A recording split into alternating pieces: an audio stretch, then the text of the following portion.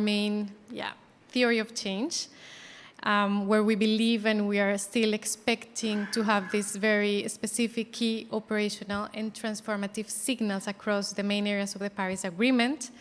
And we believe that there is momentum to do so, that there are initiatives and alliances and partnerships already working around those issues, including those of the high-level climate champions, the Marrakesh Partnership, among others. We have identified these signals based on the technical process of the GST, and we have identified that these signals are also overlapping with the COP28 presidency vision. Perhaps we have gone into more details, but basically we see there is convergence in those areas, and these signals have to speak not only to governments, but to non-state actors as well. And the idea is that these signals should be supported with high-impact opportunities in different regions that could be replicated in the world to be more ambitious and effective in our transformations. So as Kaveh was saying, one of the main issues that perhaps we haven't dedicated much time is to think of what needs to happen in 2024 to move in the right direction, considering that in 2025 there should be a new presentation of NDCs, is the next round that we have. So we are definitely expecting that beyond those specific signals of the decision of the GST, there is a clear plan in response to this outcome. And this plan must influence definitely NDCs, but we will also see in this panel how international cooperation must be enhanced as well. And we need to consider also that the enhancement of ambition, it's not only about NDCs, but it could also be about instruments related to adaptation, finance, and many others. We definitely see that there is demand from everybody to have strong processes of transparency and accountability, that we need to go beyond announcements and new goals, but we really need to be held accountable about them, and not only governments, but also non-state, non-party stakeholders.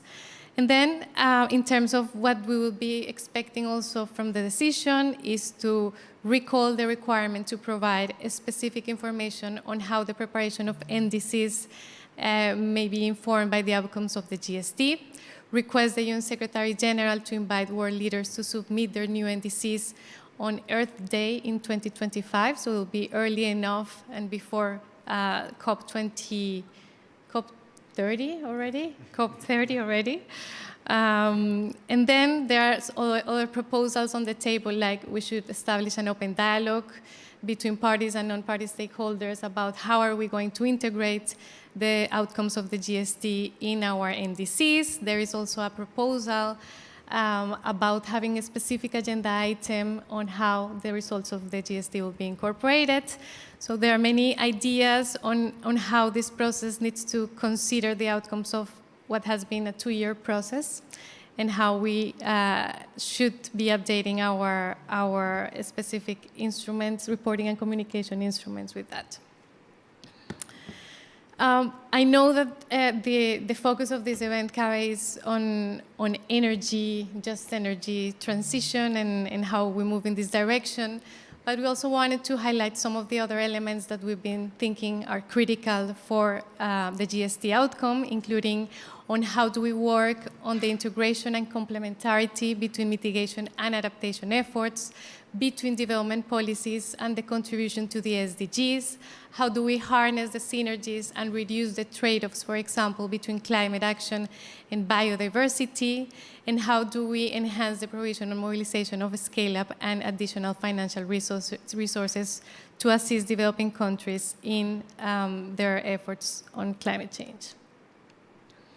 And then specifically on energy transition, from the perspective of developing countries, we have identified that more than the tripling that we expect at this COP of the renewable energy matrix and capacity, there are also expectations on advancing on the phase-out of fossil fuels at the same time, on ensuring that there will be a just and equitable transition, and that any goal on renewables must be accompanied by specific financing and investments to guarantee its implementation, and on a shifting of fossil fuel subsidies away from their current investments and moving to a just transition, to just transition in general. On adaptation, we believe that there are certain elements beyond the incorporation of the global goal and adaptation framework, but also how are we going to address the synergies with biodiversity and the Kunming-Montreal framework, and how are we addressing food production loss and promote shifting to more healthy and plant-based diets, so addressing both production and consumption sides of the agricultural discussions, the doubling of the adaptation finance commitments, and of course in loss and damage, beyond the decisions that we have achieved very early in the scope, like accelerating the full operationalization of the loss and damage fund. I think we hate that word, right? Operationalization. And finally, on means of implementation, I think there has been a very broad conversation on how do we push this agenda forward in terms of the role of financial instruments in addressing issues such as debt in developing countries, the reforms of the international financial architecture and system, improving cooperation in terms of concessional instruments, urging bilateral, multilateral, and private creditors to design and implement this mechanism for debt relief, and reorienting the focus to de-risking climate action for the private sector. So this just to mention some of the other elements that we see connected with this whole ambition on mitigation and adaptation. I think I will leave it here, and perhaps back to you. Thank you.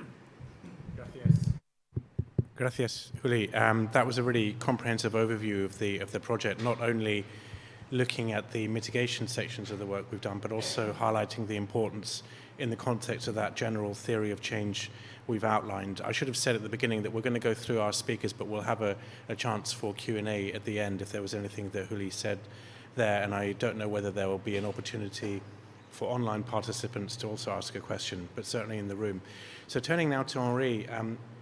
Henri, IDDRI has conducted significant work through its Deep Decarbonisation Pathways initiative, and the project helps governments and non-parties put in place strategies to reach carbon neutrality by the middle of the century. And in the context of growing support for this notion of tripling renewable energy capacity by 2030, can you tell us something about what we need, in your view, to come out of the GST that would help enhance international cooperation around that energy transition, and what kind of cooperation could usefully be encouraged in 2024?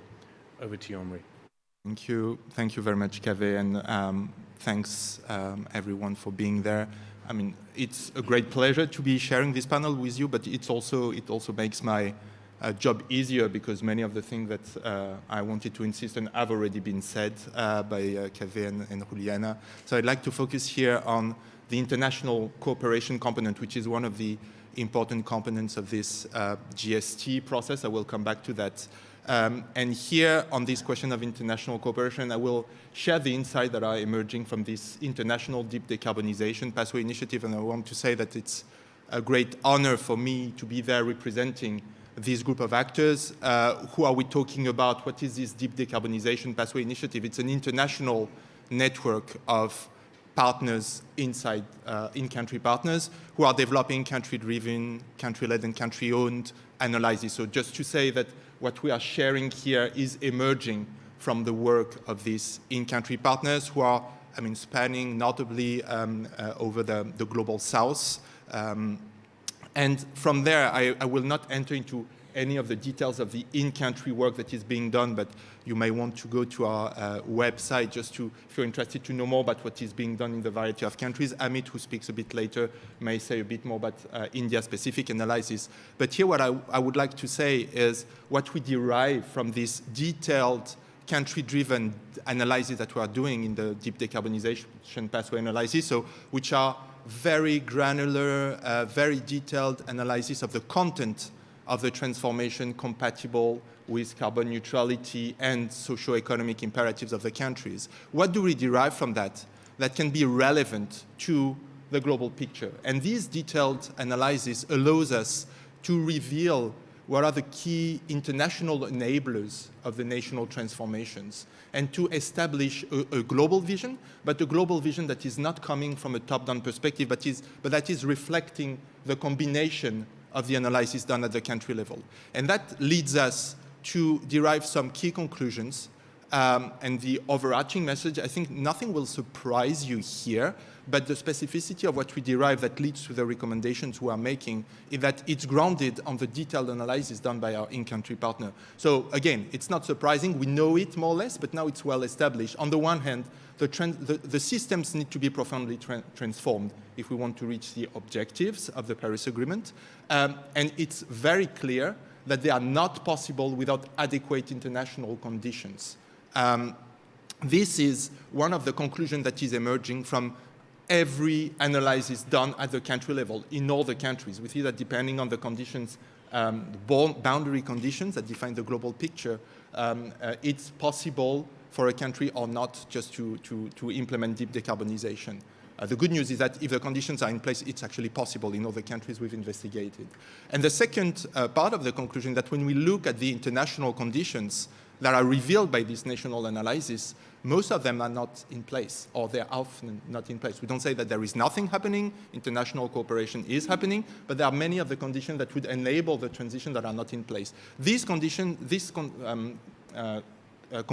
are consistent with what the IPCC has been saying, what the technical dialogue is saying as reflected in the recent synthesis report that was released, but this is confirmed by our in-depth analysis at the country level, which leads us to this kind of basic conclusion that we need innovative international cooperation. And here it's quoted because it's copy and paste, almost copy and paste, from the synthesis report of the technical dialogue of the global stocktake. So basically, it's not us saying it. It's kind of the broader assessment, the whole work that has been done over the past 2 years that says it.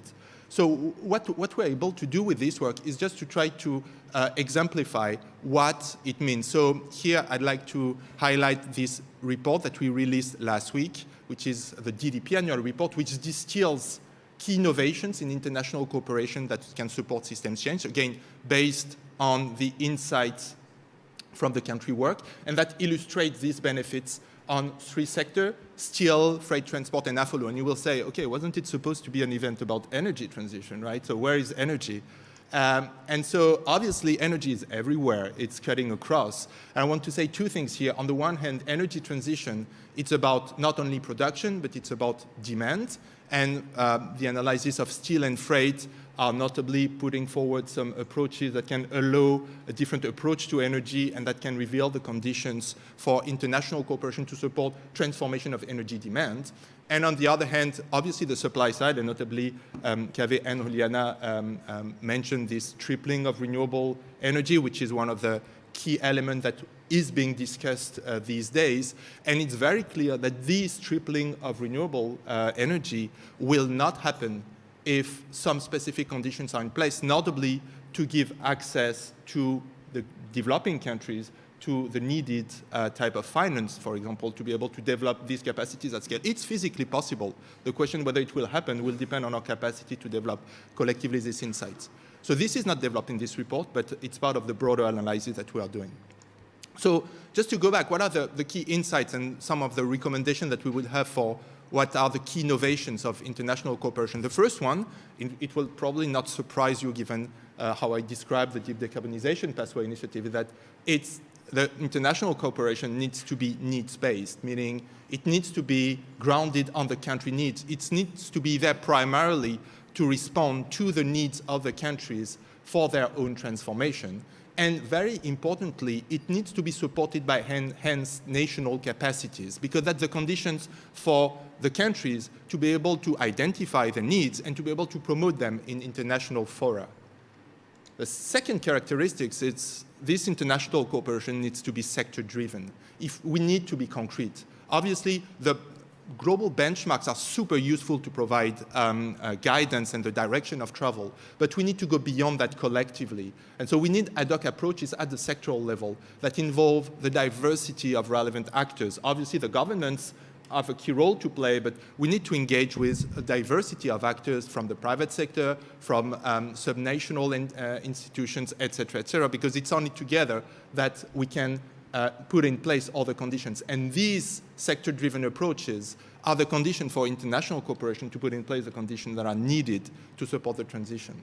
It needs to be forward-looking. We need to build international cooperation in order to enable the systemic transformation that are needed at different time horizons. That's something, again, that comes across very clearly from science. We know it needs to happen. The systems need to be changed. So now is the time just to consider the change that need to happen and to identify what international cooperation is required to enable this change. And this may force us to think a bit out of the box, out of the conventional thinking, but that's what we need to do if we want to address the change. And finally, following the same logics, we need to be solutions-oriented and adopt a holistic perspective. The work in silos is not enough. It's important to work on finance solutions, it's important to work on trade solutions, it's important to work on technology solutions, but it's even more important to work on all these aspects all at once, all together, in a way to address the concerns of the countries.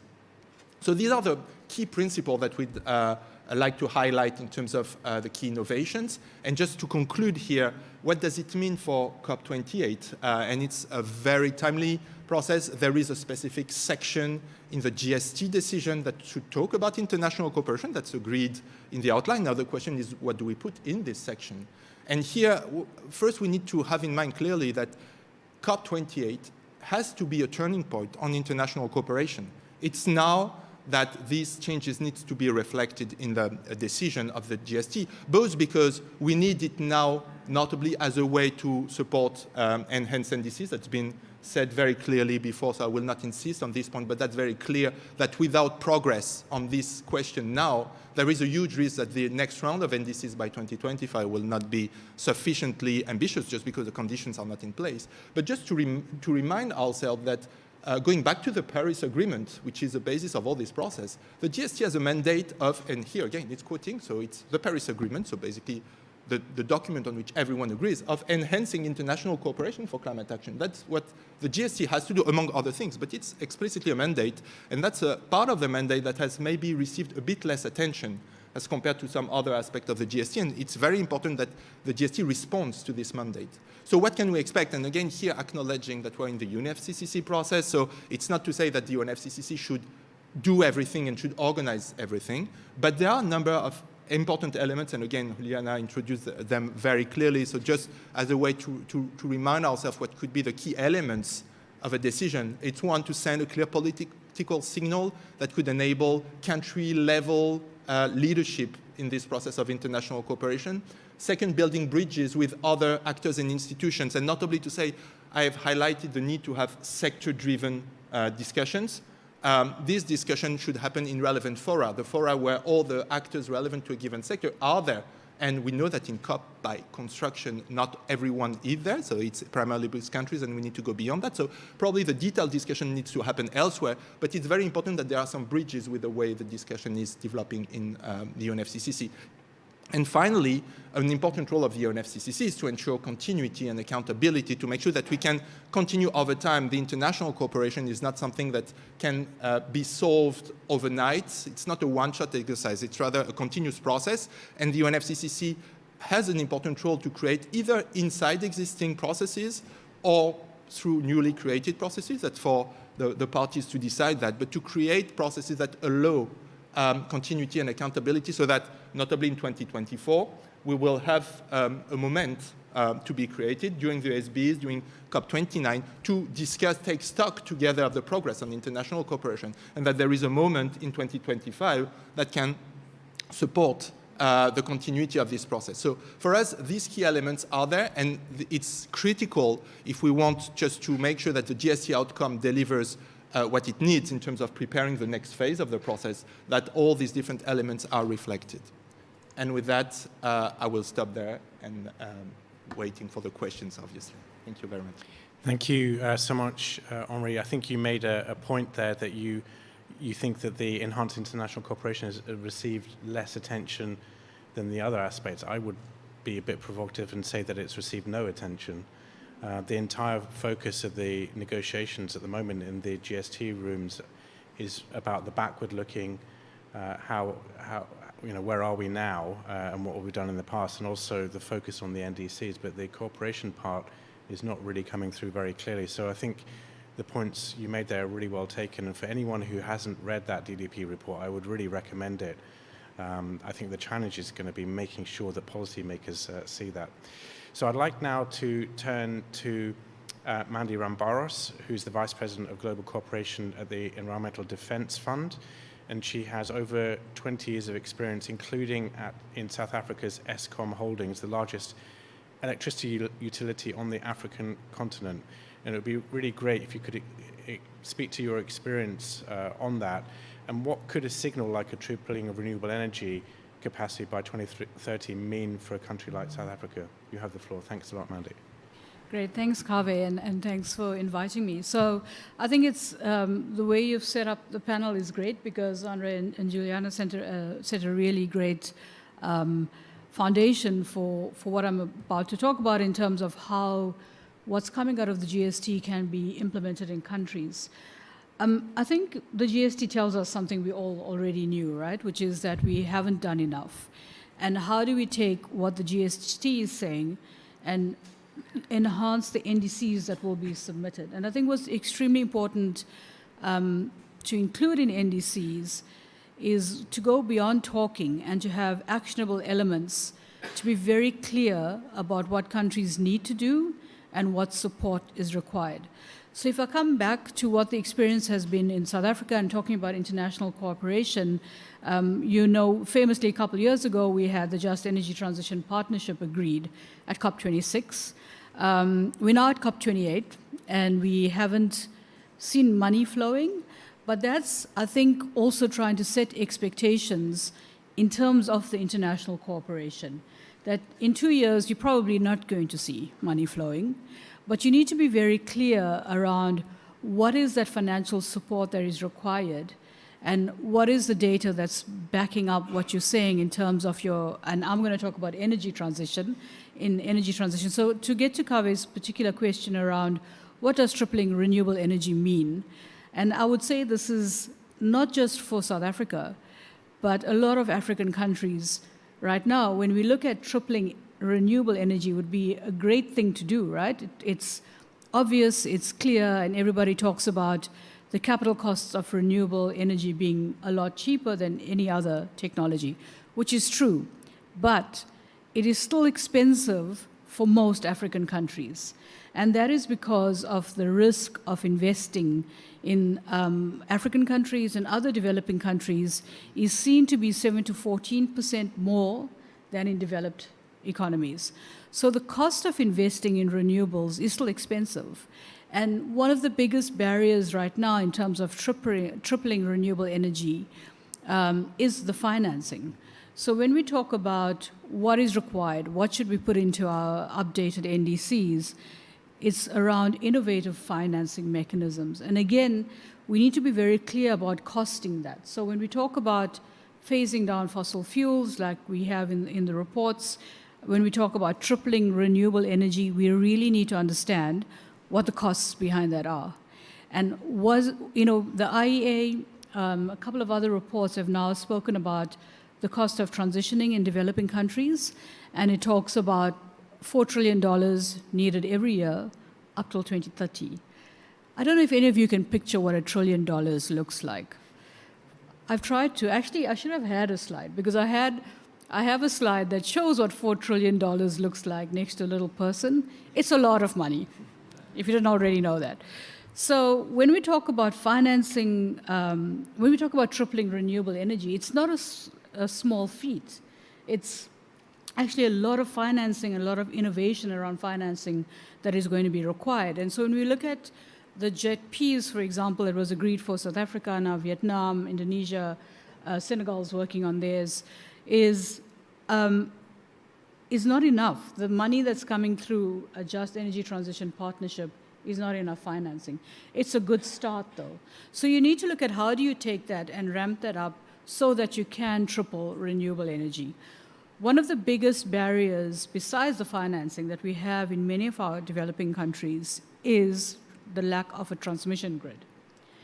So if you look at taking the public financing that's coming through a JET-P and using that for public infrastructure, which would be the grid development, that then enables the private sector to bring in that additional financing that is required so that you can then triple renewable energy globally. So we really need to think about innovations around that. What is coming out of the GST is, like I said, what we already expected. But then how we use that information to update NDCs has to be very deliberate, it has to be very specific, and it has to be data-driven, so that we have these glib numbers that we throw around tripling renewable energy, about $4 trillion, but we really need to put it into our NDCs and what it means for your specific country and what is the support that is required. And we absolutely cannot do this without the private sector investment. So how do you enable private sector financing in the various countries? That is what I think needs to come out of COP28 in terms of what is the GST saying, and that is what kind of actionable, transformative items or elements can countries include in their NDCs, and how will that be supported going forward?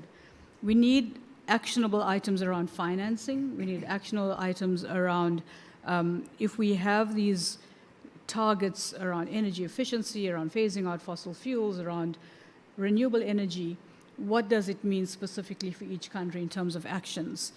And then, one of the biggest things we're working on right now as EDF also is just transition. And in the work I've done on just energy transition in my own country in the past couple of years in South Africa, but also now working with some other regions and other countries, it is very clear that it is not completely understood what a just transition is. And we heard in one of the stakeholder engagement processes that a lot of communities and a lot of people said to us, first you came to us with sustainable development. We didn't understand, you tried to explain, we've incorporated into our thinking. Then there was sustainability, and now you're coming with just transition. So it can't just be a buzz term. It can't just be flavor of the month because everybody's talking about just transition. So when we talk about actionable items, when we talk about what you're going to see coming out of COP28, I think one of the big things for me is also the Just Transition work program that cannot just be a work program that goes on for another 10 years in the COP process. We need to be clear about what it means. We need to be clear that it is not something that you tick after saying we need to decarbonize, but it's actually, when you talk about a just transition, it is an integral part of the transition itself and not an add-on to that process. So I would just add that on as the last bit of what needs to come out of COP28. We need to also see what does it mean for a just transition, and how do we all understand what a just transition is. Thanks. Thanks a lot, Mandy. Of course, COP28 is supposed to deliver an outcome on a just transition work program, so that's something to watch there. But I think you made a point very strongly that's a key part of the work that we've been doing with both EDF and Transforma, which is this question about how does the GST actually send signals to the policymakers and the stakeholders. So having this tripling of renewable energy is fantastic, but what will people who are not in the negotiating rooms make of that? And your point about the NDCs being specific is really critical, and maybe we can dive into that a little bit further. So before I open up the floor to questions, we're really lucky to be joined by two national level experts, and I'd like to turn to them for some reactions. First of all, we have Khalisa Ngwadla, who is listed in my notes as an independent consultant, but I've known Khalisa for many years, and he's certainly a lot more than that. He's been a negotiator for the Africa Group for many years, and I'd really like to hear, Khalisa, a little bit more about the work that you're doing, and you're actually in the negotiating rooms of the global stocktake. How do you think that the outcome, which is very negotiated and technical, could actually speak to the wider world? So over to you, Khalisa. Thank you. Okay, thank you, Kaveh, and Thanks for inviting me. Actually, this is quite timely, in the sense that as part of a project that is a collaboration between IDDRI, the Deep Decarbonization Pathways Project, and the Konrad Adenauer Stiftung, all right? We just published a paper on African perspectives on the outcomes of the first global stocktake, particularly with regards to international cooperation. And there are a few key messages that I would like to share, and obviously during the Q&A session, I'll be happy to expand further on them. The premise of the study is understanding that from the global stocktake, there are two key outcomes that are clearly articulated in the Paris Agreement in Article 14.3. So it talks about enhancing action and support, as well as enhancing international cooperation. But if you were to look at the text that came out of the technical dialogue, there's almost nothing on international cooperation, all right?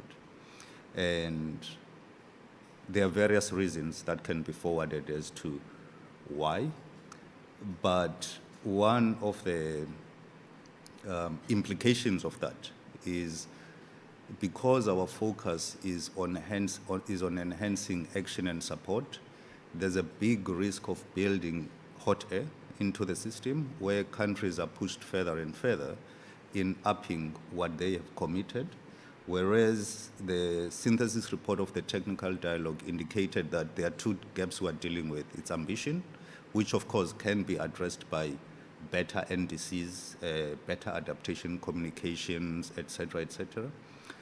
But there's this other gap, which is the implementation gap, all right? And that implementation gap speaks directly to international cooperation.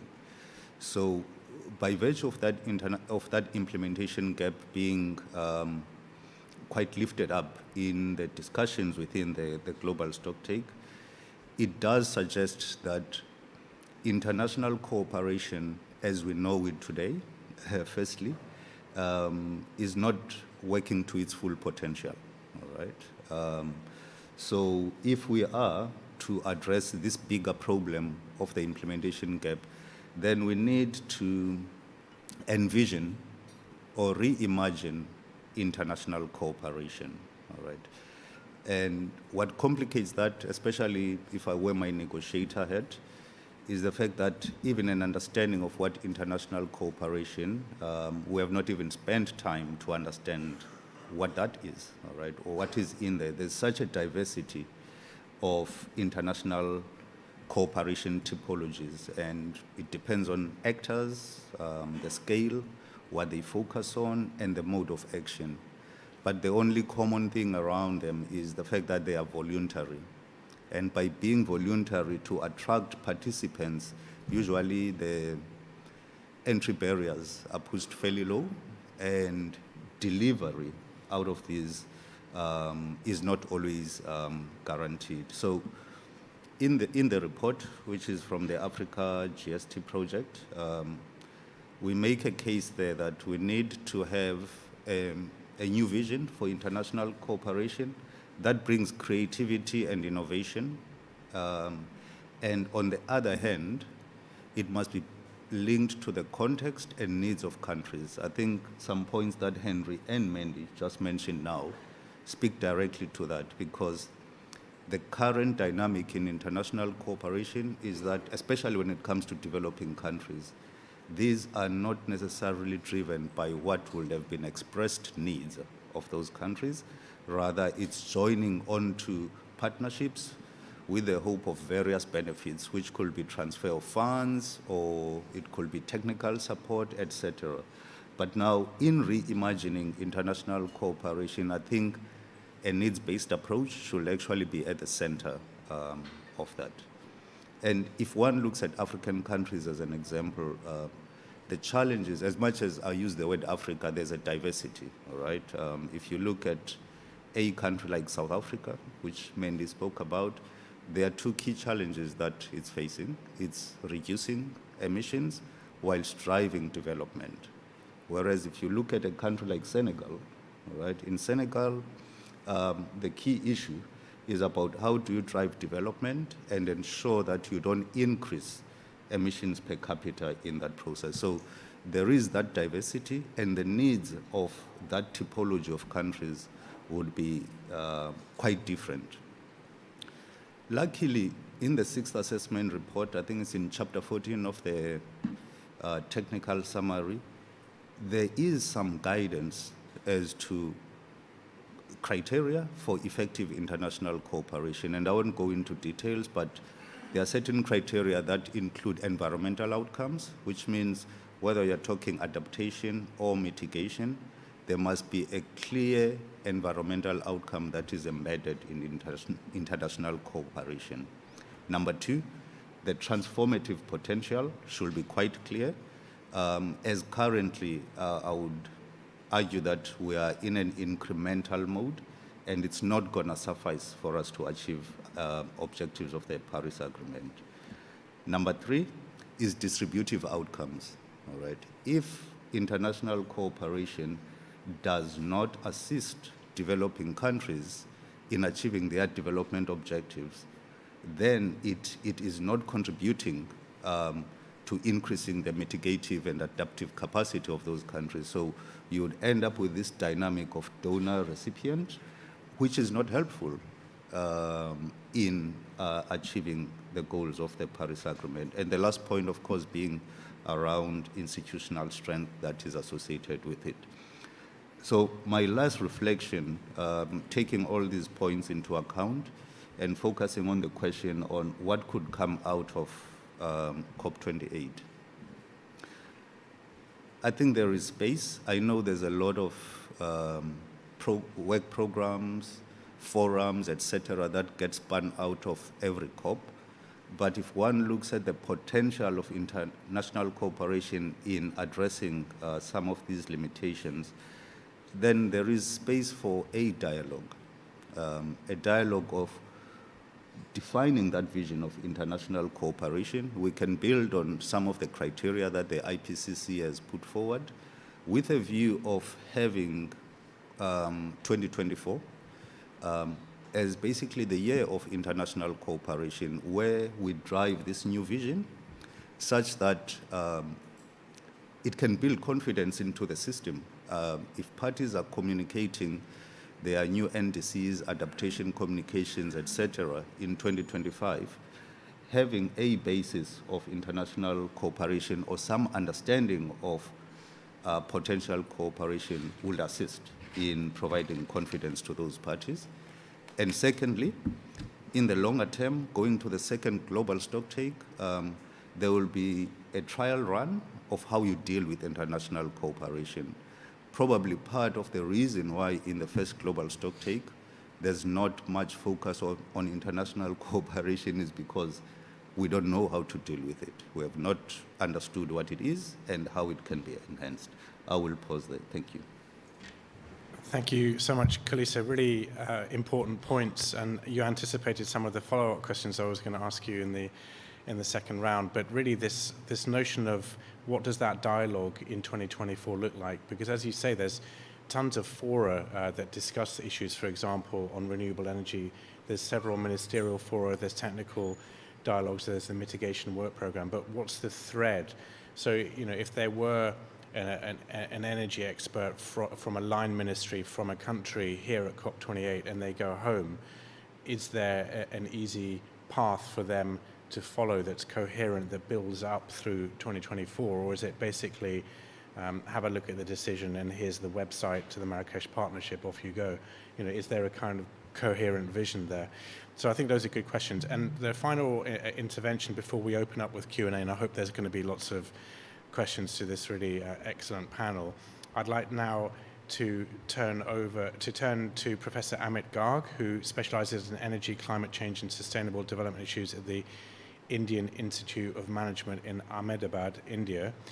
And really, it's from the outside, I've never visited your country, but the speed of energy transformation in India and leadership on things like the International Solar Alliance is really inspirational. So, Professor Garg, what would you like to reflect on in terms of what you've heard from your national perspective? Thank you.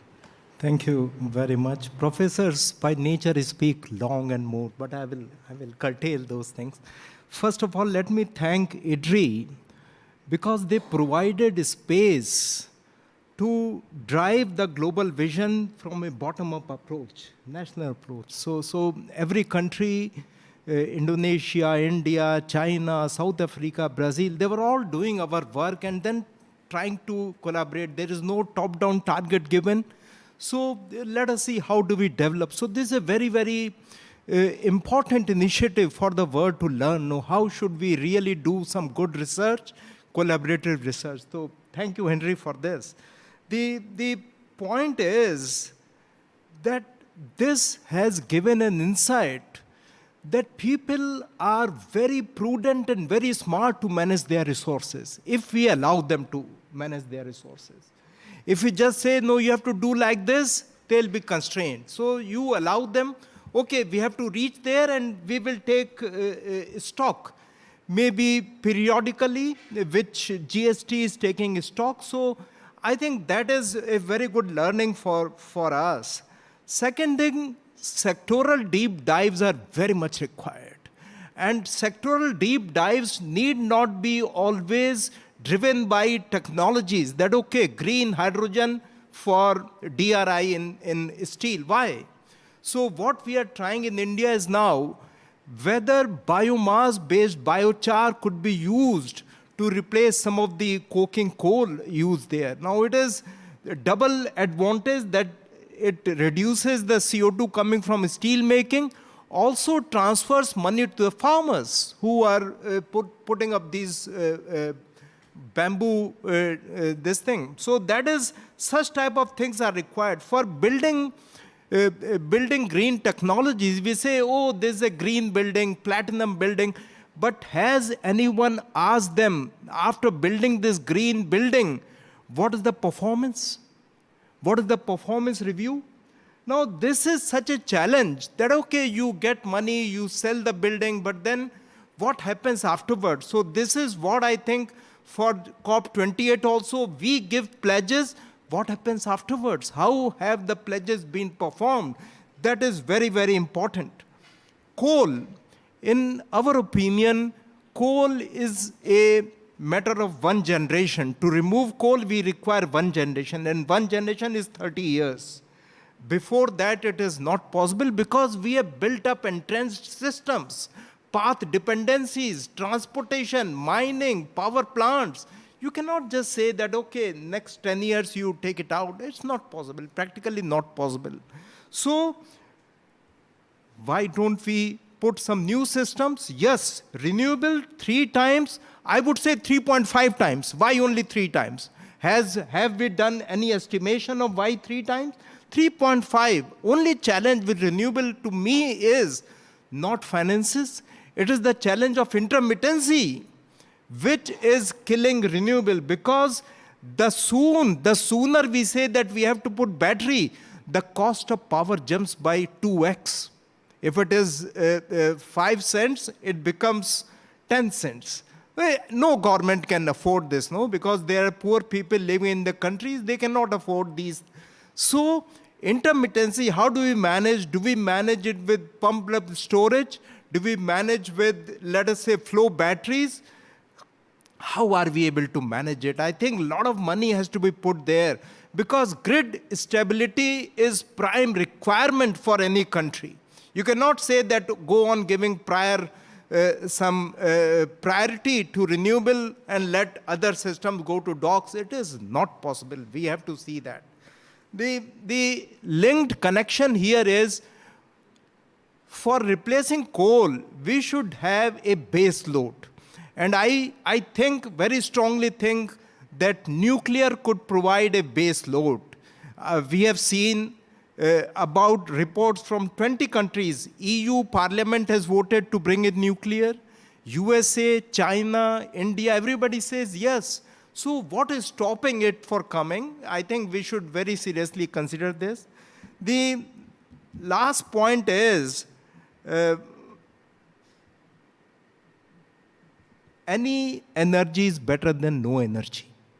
If you just say transit to energy, every country, anywhere in the world would say, let me first have energy, then we'll see whether it is clean or green or whatever. So we have to be very clear. A FOLU is a very important. We are started to doing a ground-based work on a FOLU and also modeling on a FOLU. So to see how can we synchronize a FOLU with employment generation, with greening the system, with water conservation, because these things have to go together. Otherwise, we cannot just talk in isolation. So we are doing it's not a publicity, but we are doing a big work. The report will be released pretty soon. And this is, we are looking at how do we create a net zero pathways, because we have been talking about enhance NDC, enhance this, but how? How do you reach there? I think that is extremely important. And how do you create systems for renewing those progresses? I think that's what, I'll stop here because if you allow me, I'll go on talking. Thank you. You may get another chance. But I think that some of the issues you touched on there, and also Mandy raised them in terms of the barriers to actually getting the rollout for renewables is really important. I've been in ministerial discussions where you have the wrong ministers around the table and they're asking really basic questions like what are the barriers, how do we overcome them? And that work has been done. I think the real challenge is how do you get the answers to the right decision makers in a way that they can actually implement them. And your point about the actually having sectoral deep dives is really critical. But how can a process like the UNFCCC, which is very high level, and where we might have, if we're lucky, 2 or 3 sentences on enhanced international cooperation, how can that actually drive that further thing? So what I'm going to do is I'm going to open up the, people should think about if they have questions. I hope there's going to be a lot of questions. You may have been frozen with hypothermia. I don't know if it's as cold over there as it is over here, but I think Juliana is about to turn blue. But I think we have some mics. So we have already one hand over there in the back, the lady in the back. Thank you very much. It's been really interesting to follow this. In terms of innovations at the COP28, I think one big innovation this year is how health is integrated, and there's a big health day. And I really see health as something that, in terms of the implementation gap, in terms of pushing forward much greater, more ambitious policies, to be able to demonstrate the health implications of policies, both in terms of demonstrate raising the alarm of health impacts of climate change, but perhaps even more importantly is raising the issue of how actually when you implement very ambitious policies, you have co-benefits in terms of air pollution or physical activity or green space, biodiversity, healthy foods, energy security. To me, that's a really, really powerful way to bring people behind you and create collaborations across sectors, across countries. So I was wondering if you could talk about health and how you can build on this health arguments to create that push for ambitious action. Thank you. I think that's a really good point there. I was involved in the 2019 Secretary General Summit in New York, and there was a tent there, I don't know if anyone who was there, that replicated the air pollution levels in New Delhi. And moving from the air of New York, which isn't the best in the world, to the air of New Delhi was quite a shock. And in terms of speaking to normal people, emphasizing the co-benefits can maybe create political space for leaders to actually act on climate. I don't know who wants to respond to that. Mandy, you take this question. Yeah. I think that's an excellent point, because when we looked at the... Sorry, microphone. Go ahead. Is it not on now? Yeah, now. Okay. I was saying that's an excellent point, because when we looked at the just transition, for example, the point that we keep making was that you can't just solve for decarbonization. You can't go into a developing country, or any country for that matter, and say, shut down your fossil fuels because of climate change reasons. With the best will in the world, People are not going to do it for one reason. But when you look at a proper transition plan, and that's why the planning and the data behind that is so important. When you look at a proper transition plan, shutting down fossil assets, moving to cleaner energy over time, phased over time, you have to look at solving simultaneously for various challenges. So decarbonization is one of them. Job creation is another. But also, when you shut down fossil assets, I don't think people understand the huge impact on air quality. And then the fourth thing is on water that you make available. So if I look at what the modeling work we did in South Africa, if you shut down 22 gigawatts of coal that we were looking at for the Just Energy Transition Plan, you would have an absolute huge improvement in air quality. We have 29,000 premature deaths per year from air quality, from air pollution problems in South Africa. And yesterday I heard it's 7 million globally per year. Premature deaths from air quality issues. So I think that's an extremely important point, that when we talk about decarbonization and we talk about transitioning, is to make those connections and link that it's not just about carbon emissions, it's also the particulates, the sulfur, oxides of sulfur and of nitrogen. And then the other thing that we did in the modeling work, we showed that by shutting down 22 gigawatts of coal, you would save 40 billion liters of water a year. 40 billion liters, it's a crazy number. And that's just one country. So that is why when we talk about the solutions coming out of the GST that need to go into NDCs, it needs to make these connections that you're not just solving for one thing, you're solving simultaneously for health, for water availability, for job creation. And I think that is the political messages that need to get out there, that we're not just here talking about climate, we're here talking about that whole suite of issues. Thank you. I'm making life difficult for the technicians by switching from microphones. So I'm going to ask for 2 or 3 questions, and then we'll go back to the panel. So I had a gentleman here, a lady at the back here, and another gentleman over here. Thank you. Just asking for a reflection on the state of the negotiations in regard to the ambitions for what the outcome ought to be. Are you encouraged, discouraged? There's been some pushback from some parties to, for instance, the use of the word transformation or transformational. How are you feeling about what may come out of that room? And we had a lady back here.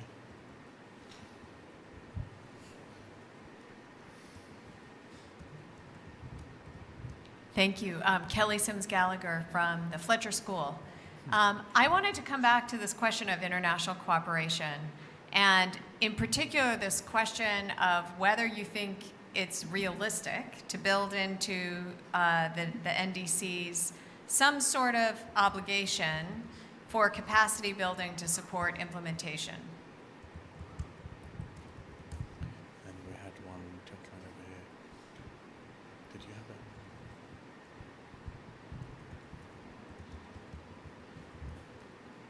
I thought I saw a hand over here. Okay, let's take those. Okay, please. Yeah. Thank you very much. I just wanted to comment on one thing, which is the approach from the bottom up and going from country needs to the international cooperation is clearly the right way to go. We're trying to mimic what IDDRI and DDPP has been doing at the World Bank with our country level analytics to try to get to the global impact. But one question is, and Henri, you mentioned that it's about climate and about development goals. I'm just wondering how much this can be kept in just the climate sphere, right? Because as soon as you're looking into this, you will look at cooperation for many other things than just climate. I'm thinking about trade, I'm thinking about technological cooperation, I'm thinking about foreign aid. So one question is, how much of that conversation can we have in this area, and how do we connect with all of the other areas where we have this international cooperation and that needs to connect with the climate agenda? Very good question. So we have 3 questions there. Let's take them one at a time, and I'll let each of you take one of them. Who wants to reflect on the state of negotiations? I'm happy to do that, but Kalisa, maybe you should do that. I think we should save your wisdom for something more important. So I'm sitting in the rooms. I don't know if any of you who have been in the global stocktake rooms, but it's frankly we were very late to this point. We really should have been where we are now 6 months ago when we were in the SBs in Bonn. I think the atmosphere in the room is very good. Surprisingly, I thought it would be much more tense. I think the opening of the COP and the historic outcome on loss and damage has really helped the mood and allowed space to focus on the global stocktake.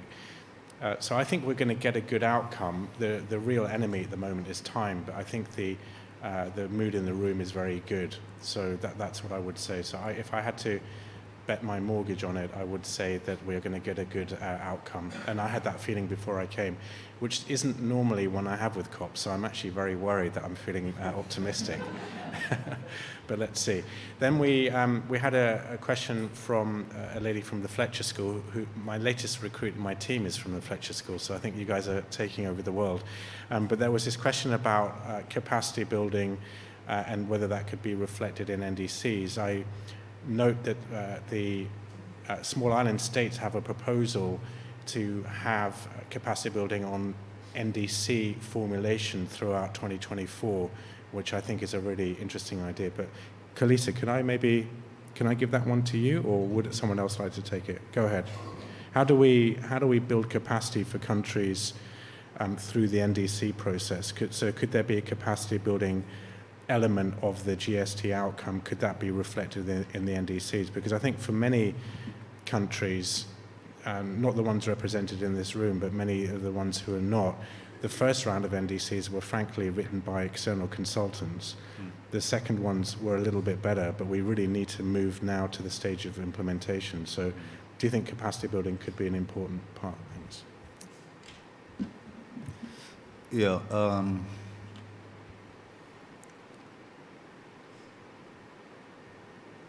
I think the provision for capacity building need not just be on the NDCs, or it doesn't have to be something that gets reflected in NDCs that get communicated, but it's more of, number one,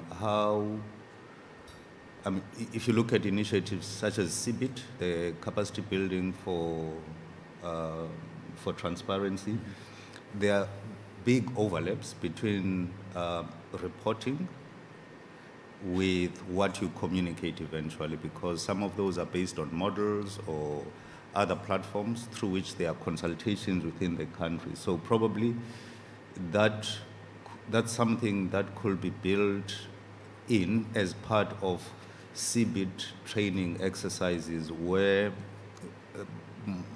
most probably what needs to be added there is how to emphasize or how to bring to the fore development priorities and needs of countries vis-a-vis the embedded emissions that would be associated with that, or any transition that can be in play.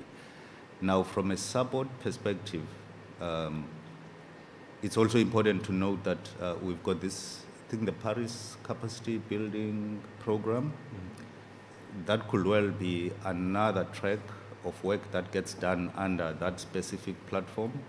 And in terms of how that gets funded, I think there's indicative support that developed countries provide biennially in terms of support that they envisage providing.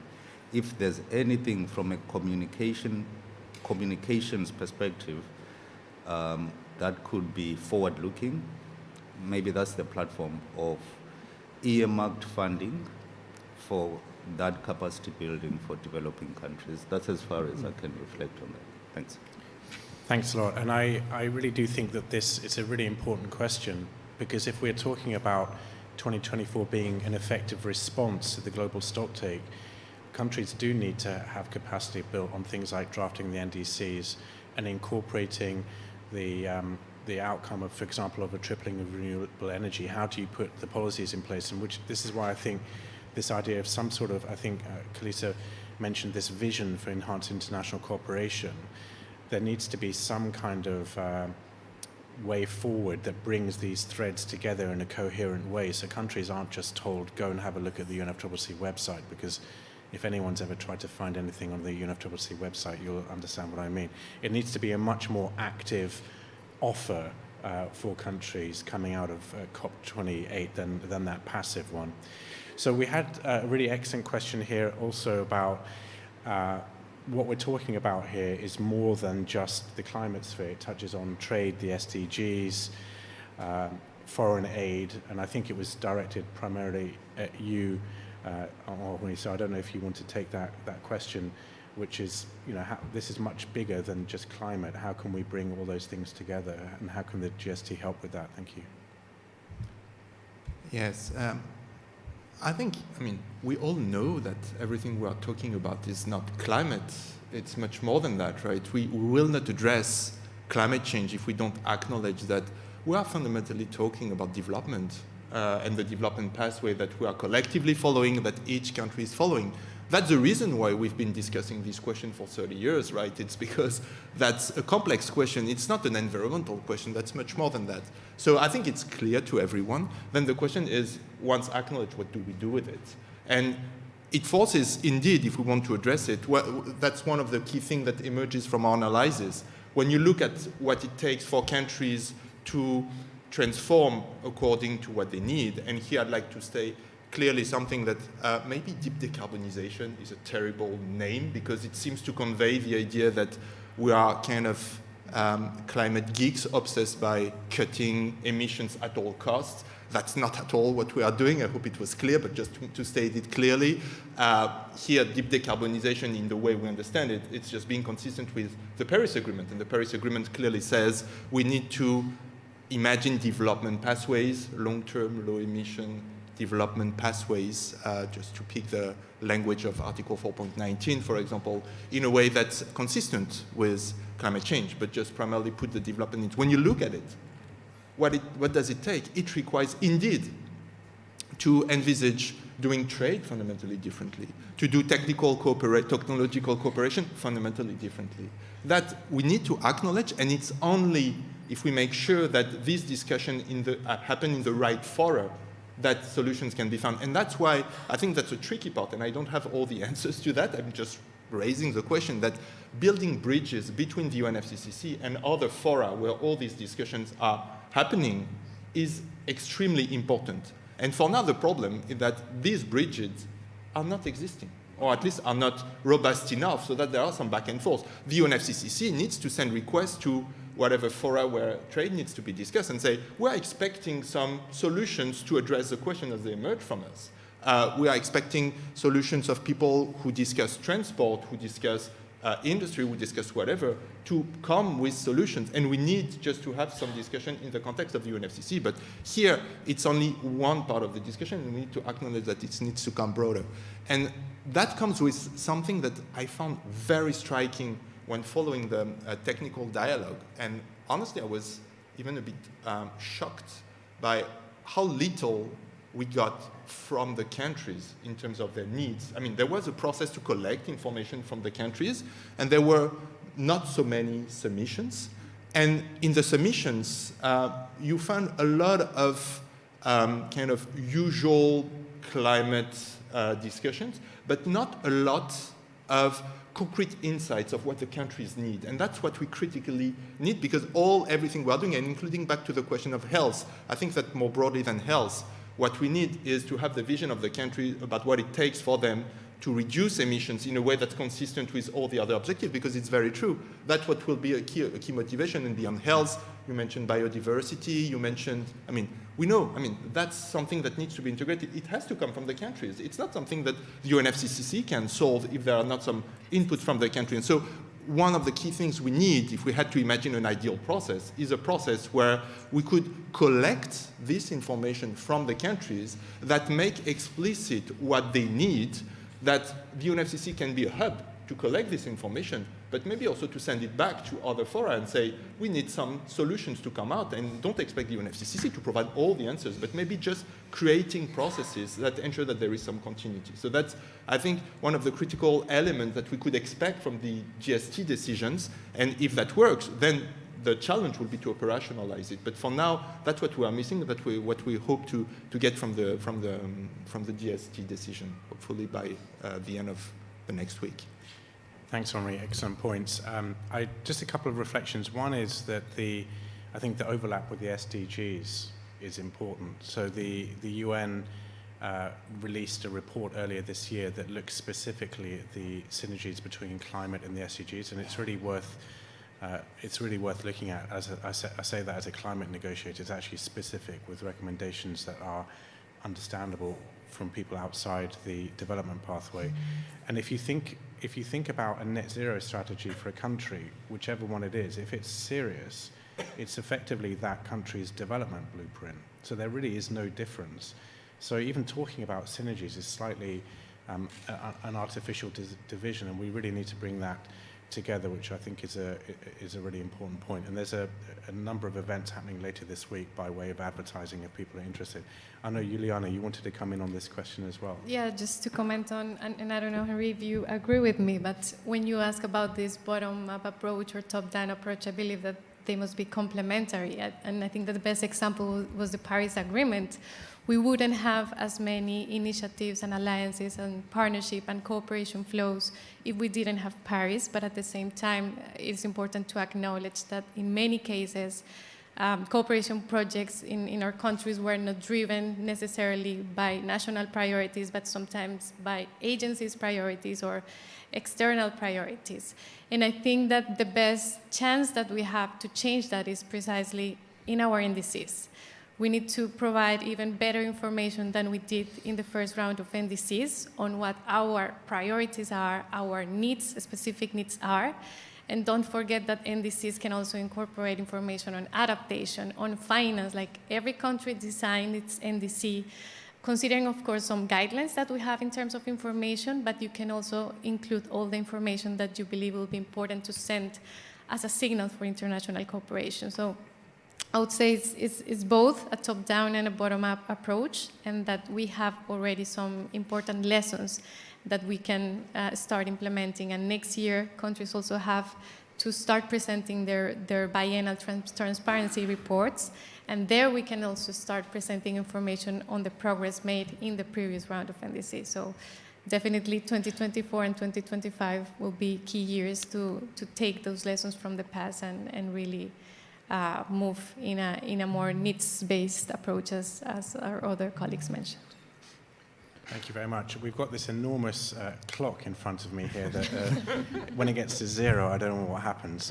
But we're going to have time for more questions. So if people do have questions, do put your hands up. But I know Professor Amit would like to come back in on this one.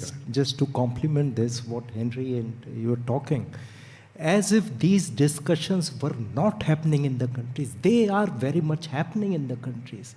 How do we synchronize various things? How do we, if we are working on energy transition, reducing impacts, increasing the income of people, these are happening. And all these governments are benevolent. Every government has to be benevolent. They cannot say, vote for me and I will reduce your welfare. They have to. So all these discussions are happening. Of course, sometimes it is that how do we transit with a climate cap, but our understanding and bottom-up process is that there are multiple caps which are operating. Delhi air pollution is under discussion, definitely. How do we transit it? How do we improve the affordability? That is why I was telling the title of our report is Synchronizing Energy Transitions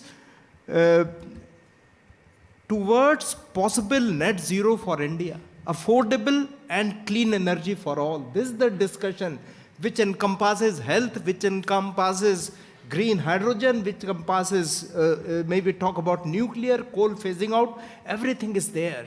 So I think it is not a single thing which is happening. This has to be a multiple level thing, then only things will start moving forward. If we don't give credence to what countries believe and countries have compulsions, I think in the long run, we'll be stuck. Thank you. Thank you so much. Do we have some more questions? So we have Serini over here and the lady over there. So Serini, please, you have the... Yeah, just over here.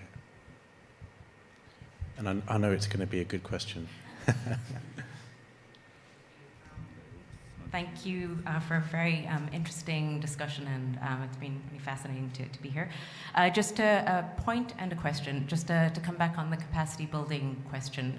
Fully support that point, and just to note that Decision 19 CMA1 does actually, which sets out the modalities for the GST, does recognize the need to provide funding and capacity building support for developing country parties in the full phase of the GST, but also in the take-up of the GST. So very much hope that language can be reflected in the decision that's adopted here. And then on the point about international cooperation and collaboration, so a number of the panelists did mention some of the initiatives that are already underway, Clean Energy Ministerial, et cetera. There is currently a plethora of these initiatives that engage different countries and non-party stakeholders, and they are voluntary, but they still do provide quite useful tools to kind of take forward and enhance our efforts going forward. But at the moment there's definitely scope for improvement there. And I think there's been a lot of focus on the kind of signals we can get from the GST for countries, but I'd be interested to hear from the panel, what kind of signals do you think would be useful for these international initiatives, these collaboration efforts, and also, maybe the high-level champions, what would you see as useful signals coming out of the GST for these actors? Because as was already recognized, there's not much attention on it, but I think it is really important and a way we could really, address that aspect. A very good question. We're definitely not short of initiatives, that's for sure. Did we have any other questions? So we have a lady over here, and I'm going to take that as the last question then.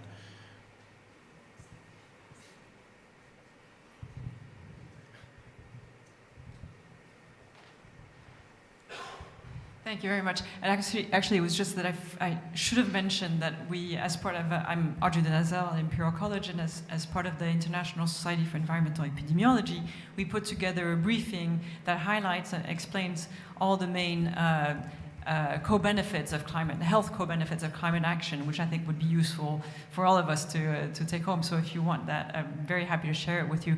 And I think they would be helpful for building those bridges and maybe as a framework to understand what those needs are that you talked about, Henri. So I'm very happy to share this briefing if you're interested. Thank you very much. Just checking that nobody else wants to ask a question. Just one last one here in the front, and then I will close the list so this clock doesn't get to zero. Sorry to be greedy, but just to follow up on a point that Henri made about the need for connections between the climate agenda and the trade agenda, it has turned out that the GST negotiations are where the issue of unilateral trade measures has been put. In one sense, that's very random. But is there a productive synthesis that could be aimed for out of that, or is it just something that needs to be dealt with somehow so that the main event can be accomplished? Thank you. We had two questions sort of synthesizing. One is about what can the GST say about international cooperative initiatives, I think. And the other is about this overlap between trade and climate. Who would like to come in on those? Kalisa and then Mandy, and then we'll probably close. Kalisa. Okay. If I start with the question on unilateral measures, if you recall, some of the 5 principles for effective cooperation that the IPCC put forward include distributive outcomes, all right? And this actually means that international cooperation should be in support of shared growth, all right? And as we know, the current model of international cooperation goes one way, all right? So when you look at some of the unilateral measures that other parties are implementing, they run a very significant risk of not achieving, and sometimes it depends on how they are implemented more than anything else. They run the risk of limiting the ability for shared growth as such, the ability to increase the mitigative and adaptive capacity of developing countries, because I think when we are reimagining international cooperation, that should be the long-term view. It's not about continuing on a donor-recipient type of perspective, but shared growth means economic benefits, inclusion in technology value chains, that drives up the capacity of developing countries to support their own systems transformation. Now, in terms of the various initiatives, right, in terms of what sort of guidance can be there, I believe, again, I'm going to harp on these 5 criteria for effective participation. If you look at what's in the GCAP, the Global Climate Action Portal, if you look at these 5 criteria, you'd find that a number of the initiatives won't get the green tick on 1 or 2 of those. If it's not environmental outcomes, it's transformative potential. If it's not transformative potential, it could be the implications on distributive outcomes, or it could be on economic performance, all right? Is that really the least cost option for achieving the environmental outcomes that you are looking at? So that's the sort of guidance that can come out of the GST. And the point that I forgot to mention in my initial submission is the fact that the UNFCCC has demonstrated a very strong ability of influencing what happens outside, right? So if the dialogue, hopefully, that can come out of COP28 has that primary role of providing guidance on how to reimagine international cooperation, then the decision-making in the World Bank, decision-making in the Global Methane Coalition, in any other, in the JETPs, if there's that guidance, then it can send a very powerful political signal where there can be introspection as well as redesign or reimagination of how even the plethora of existing initiatives are operating. Thank you. Thanks a lot, Kaliso. Mandy. Just to add to what Kaliso was just saying, in terms of those 5 principles are very clear, but I would just add, based on our experience on doing the JETP, is that obviously, firstly, we can't expect there to be international cooperation between 195 countries. We see what that's happened, right? We're at COP28, and we're still talking about some of the stuff. But that the international cooperation must be fit for purpose. It must be like-minded countries getting together to talk about things that are important to those countries. And that's where the JETP was born as well. And then the cooperation has to be flexible. So, and I think the one nice thing, and when we talk about what are the new innovations we can bring into international cooperation, it has to be countries getting together that are able to be flexible with one another, because what's taken the JETP so long is being able to have the negotiations between 6 governments on what they are able to be flexible around in terms of concessional loans, grant funding, what those interest rates should be, and that kind of thing. So the flexibility needs to come there, and it needs to be bottom up and country driven. So a lot of people have said that already, but the host country or the country that is the recipient of whatever the cooperation is about, they need to play a huge role in defining what their needs are. So I think these innovations around cooperation must follow these principles that Lisa mentioned, but also the flexibility and the innovation around it needs to come in. So it shouldn't just be you have to cooperate with certain countries. We saw that under the Kyoto Protocol. And the Paris Agreement did away with that, and any country can cooperate with any other country on a voluntary basis. And I think that needs to be promoted more. Really excellent points there. Thank you, Mandy. And you also said Kalisa's name properly, which I never managed to do. So, Juliana, you wanted to come in. Yeah, just a quick response also to Serena's question in terms of international initiatives and the current decision text. I believe that both sections of international cooperation and the follow-up can be further strengthened. In this moment, it is limited, I think, to Marrakesh Partnership, and there are many other stakeholders and initiatives even outside the process that have provided very useful inputs to the GST and that actually have those roadmaps that we're looking for in different sectors. Let's think of IRENA for energy.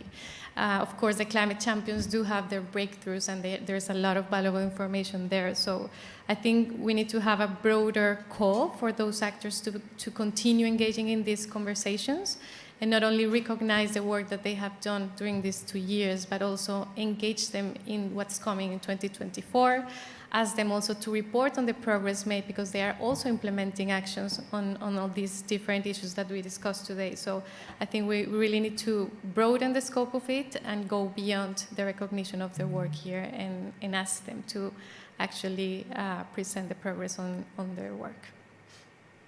Thanks, Yuli. Amit, did you want to come in? Yeah. We could consider changing the term just energy transition pathways to sustainable energy transition pathway.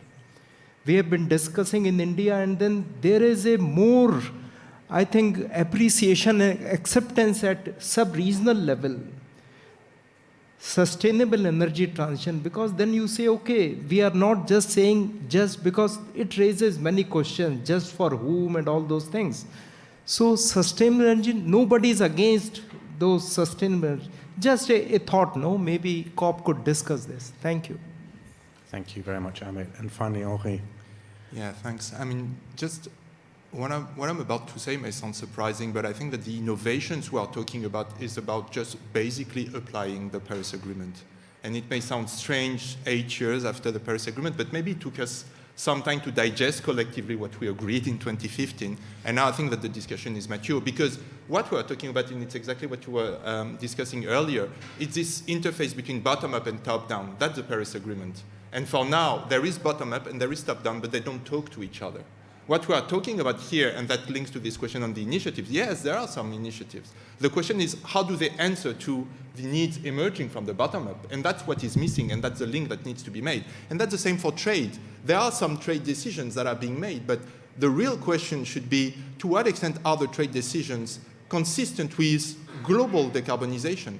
The trade decisions that are made are very often taken for internal purpose, which can be fine, but the question is whether there could be some other trade decision that could be made that support the global effort for deep decarbonization, because the purpose is not to have one country decarbonizing at the cost of making the process more difficult for the others. It should be about thinking about what are the regulations that could be in place. And we know that, for example, in the global north, there are some levers that impact a lot what is happening in the global south, and this needs to be taken into account. So very concretely, let's innovate and actually implement what we decided in 2015, and now is the right time to do it. I think that the discussion is mature to reach that point, and that's what we hope to get from COP28. Thank you very much, Henri. And I think on that point, if you take something like the renewable energy target, the thing that's interesting is enhanced international cooperation can actually be in the benefit of all those that are cooperating. So it really gives the chance to move away from a zero-sum negotiation to a win-win. So there's a number of countries that would directly benefit from a global renewable energy target. So I think this is something for trade experts and development experts to really come together. So the numbers in front of me have now turned red.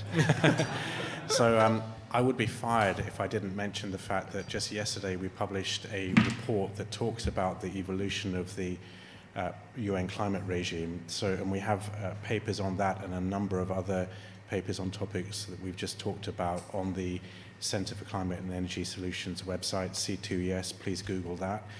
And I also really have to thank the excellent panel who took time to, out of the busy schedule here, and all of you in the room and online for joining us.